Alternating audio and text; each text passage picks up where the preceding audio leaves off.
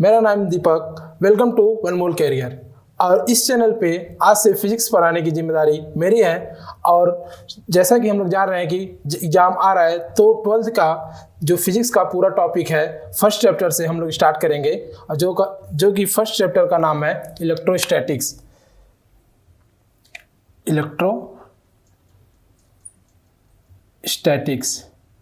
तो आज इस चैप्टर के बारे में हम लोग डिस्कस करेंगे और हम लोग बेसिक से उठा के पूरा लेवल तक जाएंगे, ताकि आप लोगों को तो बेसिक से लेके कॉन्सेप्ट क्लियर हो सके। तो इलेक्ट्रोस्टैटिक्स में हम लोग पहले पढ़ेंगे चार्ज क्या होता है और चार्ज की प्रॉपर्टीज को पढ़ेंगे। एंड देन उसके बाद हम लोग पढ़ेंगे फोर्स पढ़ेंगे। फोर्स में हम लोग इलेक्ट्रोस्टैटिक फोर्स क्या होता है वो हम पढ़ेंगे, और क्या उसकी वैल्यू क्या होती है और कैसे उसका मैग्नीट्यूड होता है, सब हम लोग इस बारे में पढ़ेंगे। देन आप लोग पढ़ेंगे इसमें इलेक्ट्रिक फील्ड पढ़ेंगे। Okay, electric field. देन उसके बाद आप इलेक्ट्रिक पोटेंशियल पढ़ेंगे।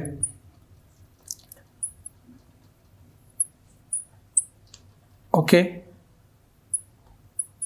देन उसके बाद आप लोग कैपेसिटर पढ़ेंगे। तो इस टॉपिक को हम लोग टॉपिक वाइज हम लोग डिस्कस करेंगे। तो सबसे पहले हम लोग आते हैं चार्ज। तो चार्ज पे हम लोग चार्ज के बारे में क्या होता है चार्ज पे डिस्कस करेंगे।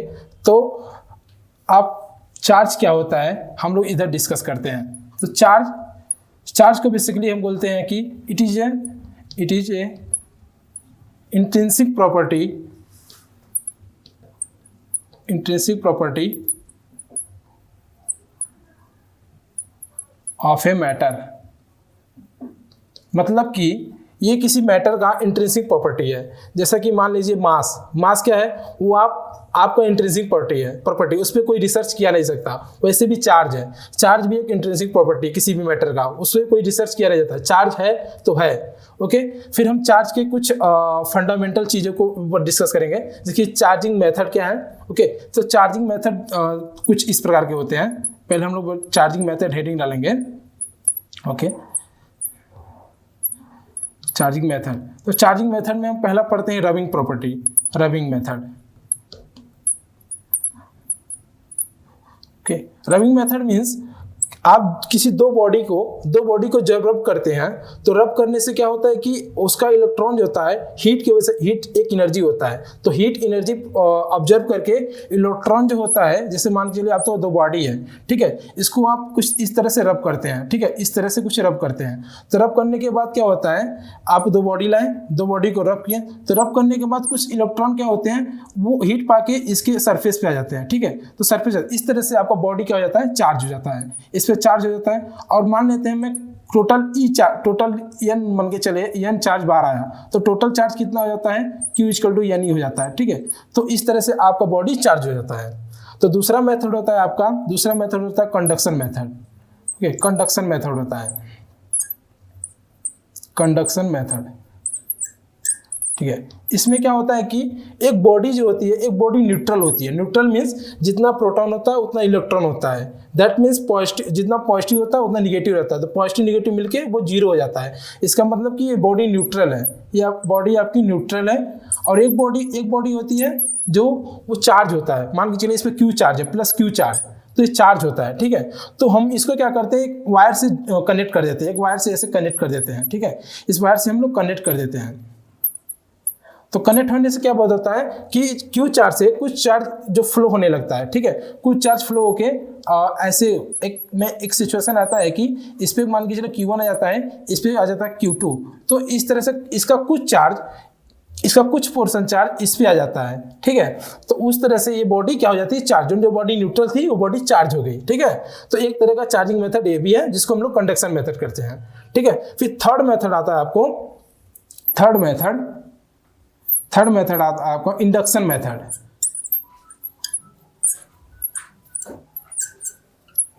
मेथड। ओके, ठीक है, इंडक्शन मेथड में क्या होता है कि एक बॉडी होती है, एक बॉडी चार्ज होती है। ठीक है, लाइक मैं एग्जांपल देता हूं आपका। एग्जांपल के तौर पे एग्जांपल है, एक बॉडी है, न्यूट्रल है, दोनों न्यूट्रल हैं। ओके, दोनों न्यूट्रल है, दो आपस में रखे गए हैं।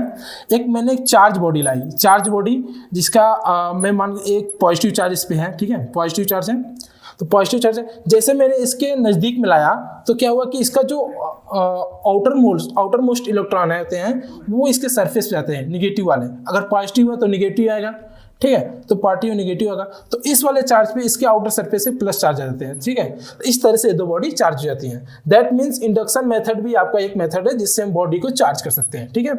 फिर हम चार्ज की कुछ प्रॉपर्टीज जानेंगे, जैसे कि आप 3 मेथड जान चुके, अब चार्ज के एक दो फंडामेंटल और चीज़ होता है, ठीक है। हम लोगों ने क्या कर लिया, चार्ज के चार्जिंग मेथड देख लिया, ठीक है। फिर चार्ज का अब हम आपके मन में डाउट आ गया, सर हम कैसे जानेंगे कोई बॉडी पॉजिटिव है कोई बॉडी निगेटिव है, ठीक है। तो उसका मेथड ये होता है कि मान के चलिए आप एक मैटर है, ठीक है, एक आपका सरफेस है, ठीक है। तो मैं बोला कि इसमें से आपने मान के चलिए एक 5 इलेक्ट्रॉन आपने निकाल लिए, ठीक है।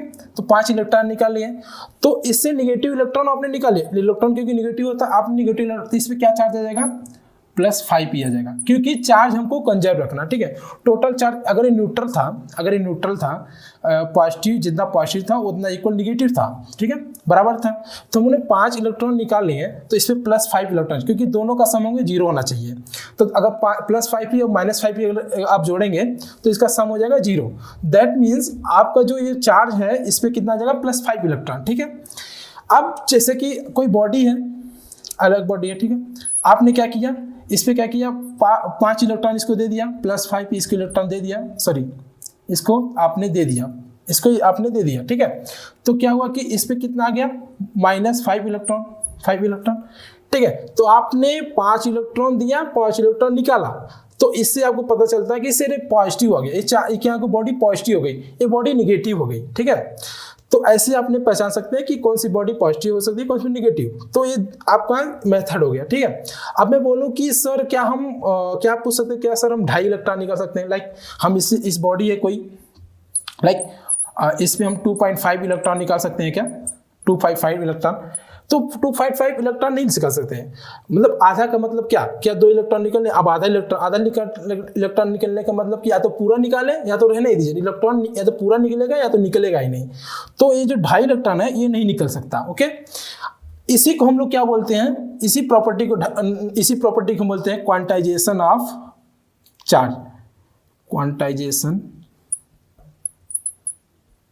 ऑफ चार्ज, ठीक है, क्वांटाइजेशन ऑफ चार्ज, ठीक है। इसी को हम लोग बोलते हैं क्वांटाइजेशन ऑफ चार्ज। तो मैं इसका डिफिनेशन ले देता हूं कि charge can take only integer value, या चार्ज ऑफ या इलेक्ट्रॉन बोल सकते हैं, चार्ज और electron can take only integer value, ठीक है। जो भी चार्ज है, ठीक है, या इलेक्ट्रॉन है, वो केवल इंटीजर ही वैल्यू रख सकते हैं, या 10, 20, 50। एग्जाम्पल में दे देता हूँ, एग्जाम्पल जैसे 1, 2, 3 etcetera, like 10, 25 and so on, okay. तो आपका जो क्वांटाइजेशन का मतलब होता है कि जो चार्ज और इलेक्ट्रॉन होता है can take only integer charge, okay.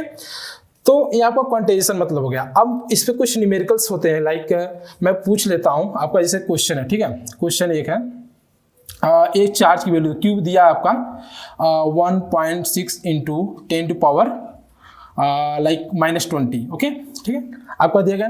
अब मैं पूछूं क्या ये चार्ज एग्जिस्ट करेगा, क्वेश्चन में मान के क्वेश्चन में पूछ लिया कि डज इट एग्जिस्ट, ठीक है, डज इट एग्जिस्ट। तो अगर क्वेश्चन में ऐसा पूछ लेता तो आप सिंपल से क्या करेंगे, Q equal to N e लगाएंगे, Q equal to N e. अब फिर आप चेक करेंगे, फर्स्ट स्टेप क्या करेंगे, आप Q equal to N E लिखाएंगे। सेकेंड स्टेप क्या करेंगे कि आप n की वैल्यू क्या आ रही है, n की वैल्यू 1 आ रही है और 2 आ रही है और 3 आ रही है, ऐसा चेक करेंगे, ठीक है। अगर ऐसा वैल्यू आ रहा है लेकिन इंटीजर के फॉर्म में, क्या नेचुरल नंबर, ठीक है, नेचुरल नंबर के फॉर्म में आ रहा है, तो आप बोल सकते हैं कि क्या, यानी जो आप चार्ज है वो आपको एग्जिस्ट कर रहा है, अब तीसरा केस क्या हो जाएगा, अगर n की वैल्यू आपकी 0.1 आ गई, 0.2 आ गई, तो क्या मतलब फ्रैक्शन वैल्यू है। तो फ्रैक्शन वैल्यू का मतलब कि आपका जो चार्ज है वो एग्जिस्ट नहीं करेगा, ठीक है। अब आप यहाँ निकालेंगे, जैसे आप यहाँ निकालेंगे, ठीक है, मैं निकाल देता हूँ।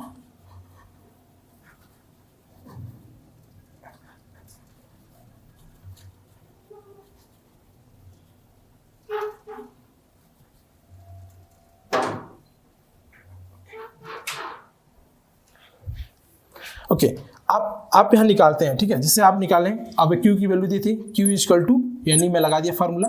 First step one Q equal to, Q की वैल्यू मैं पुट करता हूँ 1.6 इंटू 10⁻⁻20 इक्वल टू n आपको निकाला। E की वैल्यू होती है, आप लोगों ने पढ़ा हुआ 9th की क्लास में, इक्वल टू 1.6 इंटू 10⁻⁻20 कूलम होती है, ठीक है। आपने E की वैल्यू यहाँ पुट कर दी 1.6 इंटू 10⁻⁻19 कूलम, ठीक है।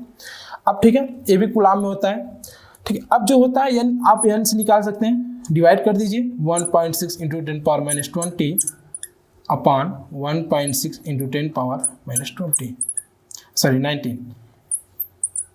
ओके, अब आप निकाले 1.6 से 1.6 करिए। अब जैसे आप इसको ऊपर करेंगे तो माइनस पावर है तो पॉजिटिव हो जाएगा, दैट मीन -10⁻⁻20 प्लस 19। ओके, इसको ऐसे लिख सकते हैं। तो n की वैल्यू आपकी जाएगी 10⁻⁻1, दैट मीन्स 0.1। ओके, अब ये कैसी वैल्यू है, आपकी फ्रैक्शन है, फ्रैक्शन वैल्यू है, it is a fraction value. That means ये जो चार्ज है आपका एग्जिस्ट नहीं करेगा, इट डजंट एग्जिस्ट। आप बोल सकते हैं या आप नीचे लिख सकते हैं इट डजंट एग्जिस्ट। ओके, तो ये हो गई बात चार्ज की क्वांटाइजेशन प्रॉपर्टी की। ऐसे क्वेश्चंस पूछ सकते हैं, ठीक है। तो ये चार्ज का कुछ प्रॉपर्टीज। अब चार्ज का एक मेथड था कंडक्शन मेथड। उस कंडक्शन मेथड में बच्चों का डाउट ये आता है कि सर कंडक्शन मेथड में हम आप बताए हैं कि आप बोल सकते हैं कि सर जो आपने सेकंड मेथड पढ़ाया था कंडक्शन मेथड, जो चार्जिंग का मेथड था कंडक्शन मेथड, ठीक है। इसमें मैंने बोला था कि बॉडी को चार्ज कैसे करते हैं। जैसे एक न्यूट्रल बॉडी है, इसमें कोई चार्ज नहीं था, Q इक्वल टू आपका 0 था। अब एक बॉडी थी जिससे प्लस Q चार्ज था, कैपिटल Q। तो अब चार्ज इसको कैसे करें, तो मैंने बोला था कि एक वायर कनेक्ट कर दीजिए, ठीक है। एक वायर कनेक्ट कर दीजिए, ऐसे वायर है, ठीक है। आपने कनेक्ट किया तो चार्ज अब कब तक फ्लो होगा, ये कब तक फ्लो होगा, आपको मैं टॉपिक पढ़ाऊंगा। चार्ज तब तक फ्लो होगा जब until electric potential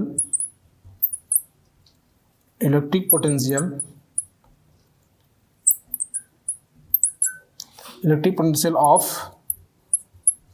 both body is equal. Okay, sorry, is not.